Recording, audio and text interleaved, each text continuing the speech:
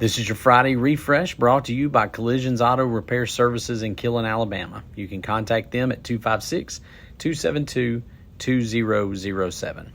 I often talk about my very eclectic taste in music. You might find me listening to country one moment, then 70s rock, then an acapella gospel song.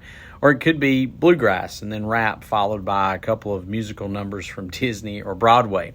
But in my phone, I also have a playlist entitled Memorial.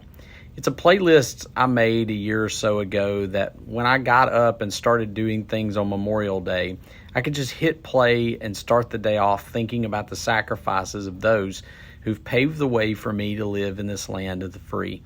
It includes songs like In Color by Jamie Johnson and The 8th of November by Big and Rich, American Soldier by the late Toby Keith, and The Ones That Didn't Make It Back Home by Justin Moore. I love our country. I love the people who have made it possible to have and to keep this country. I've never served in the military, but my brother spent many years serving in the Air Force. My dad had served in the Army and then the Army Reserves during the time of Vietnam. They never had to go to war, but they did vital jobs in the States during wartime.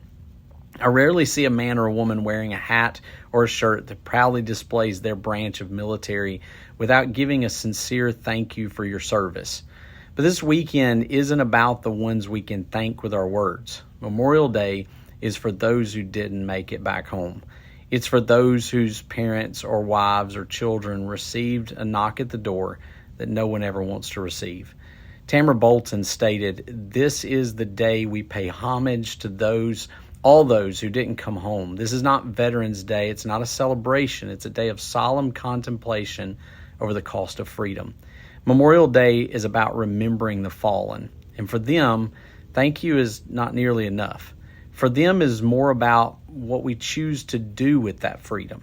It's about the way that we live our lives. John F. Kennedy said, "As we express our gratitude, we must never forget that the highest appreciation is not to utter words, but to live by them."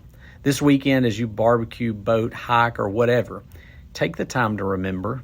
Make a playlist and contemplate the words. Read or listen to a story or two about the sacrifices made.